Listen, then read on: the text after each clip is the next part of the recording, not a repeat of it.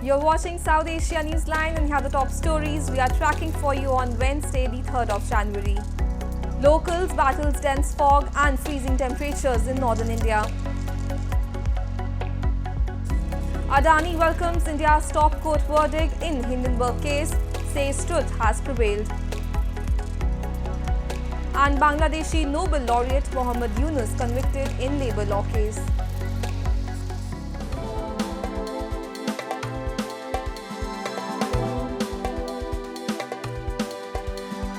And now for all the details. As North India is facing reduced temperatures, residents have been taking measures to combat dense fog, poor visibility and biting cold conditions. People in Jammu and Kashmir were seen sitting around fires, wearing warm clothes with covered heads and sipping piping hot tea to keep themselves warm amid peak winter season. They said it is hard for them to even step out of home. बहुत ठंड है, बहुत नलके जम जाता है, बहुत सर्दी है, माइनस टेम्परेचर है, बहुत खतरनाक सर्दी, सवेरे निकलना है मुश्किल है, मजदूर के लिए बहुत निकलना मुश्किल है. Meanwhile, delayed trains and buses, increased pollution and smog caused inconvenience to the residents in the Indian capital, New Delhi. Poor visibility also persisted across parts of northern and central India.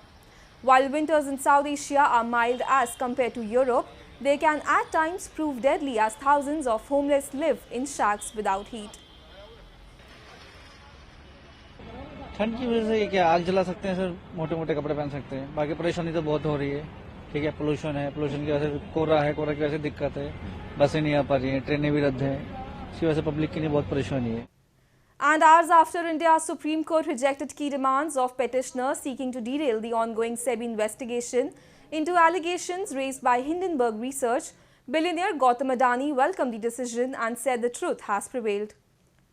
The police claimed the allegations that the Adani Group, considered close to PM Modi's government, inflated its share prices, and after the report of the short seller Hindenburg Research, the share value of various group entities fell sharply. The conglomerate rejected the report and called the report maliciously mischievous. The court said the centre and SEBI would look into whether the report violated any law on short selling, and if it did, then they may take any action in accordance with law. Ahead of the verdict, the market cap of Adani Group crossed the Rs 15 lakh crore milestone, climbing from its all-time low of Rs 5.8 lakh crore. Pakistan People's Party on Tuesday accused its former allies of Pakistan Democratic Movement, PML-N and JUI-F, of conspiring to delay the 2024 general election, the Dawn News has reported. Both want to run away from the polls, so one ally is suggesting a delay and the other is staying silent on such an anti-democracy proposal. The news portal quoted PPP leader Nisar Khoro as saying, he said elections must be held on February 8, come what may, and cautioned that any move to cause delay in polls would be taken as a contempt of top court. Notably, in past few weeks, PPP chairman Bilawal Bhutto-Zardari has been vocal against PML-N Supremo Nawaz Sharif, even challenging the three-time Prime Minister in his party's stronghold, Lahore. Moving on, a complete shutdown strike was observed across Balochistan and parts of Pakistan on Wednesday to voice discontent over a dismissive attitude from state officials, while a massive sit-in protest against Baloch genocide is underway in Islamabad. Amid the ongoing protests in Islamabad against Baloch genocide, a shutdown strike was observed across Pakistan on Wednesday as people voiced discontent over a dismissive attitude from state officials. The Baloch Ekjati Committee said the state has consistently shown a half-hearted and uncommitted concern regarding their demands, accusing state authorities of calling their movement mere propaganda. Activists have long claimed Baloch people have been targets of so-called military operations, ethnic stereotyping and abductions by the Pakistani state and its forces. They blame Pakistan repeatedly carries out such atrocities to instill fear and exert control over the Baloch people who have been demanding independence from its occupation. A Bangladesh court earlier this week sentenced the country's only Nobel laureate, Mohammad Yunus, to 6 months in jail over labour law violations, a case his supporters have claimed is politically motivated. Yunus and 3 employees from Grameen Telecom, a company he founded, were convicted on Monday of failing to create a welfare fund for its employees. Denying the accusation, Yunus said the verdict is contrary to all legal precedents and logic. I call for the Bangladeshi people to speak in one voice against injustice and in favor of democracy and human rights for each and every one of our citizens, he said in a statement.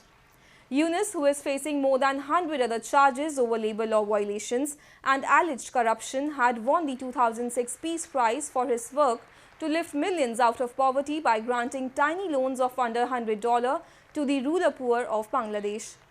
However, Prime Minister Sheikh Hasina has accused him of sucking blood from the poor. Sri Lanka has taken the first step to set up the much-delayed Truth Commission, a major demand for reconciliation post-2009 with the end to the armed conflict with the Liberation Tigers of Tamil Eelam. The Foreign Ministry has issued the gazette for the bill, local media reported. Sri Lankan forces battled with LTTE in a war that the government won in 2009.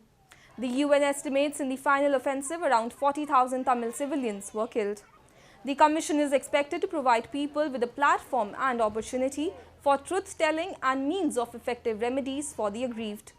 Sri Lanka has been for years promising the UN that a truth-seeking mechanism would be set up. Once tabled in the parliamentary order paper, the gazette would be subject to the Supreme Court interpretation before it can be debated and enacted as the act. That's all in tonight's edition. We will see you same time tomorrow. Good night.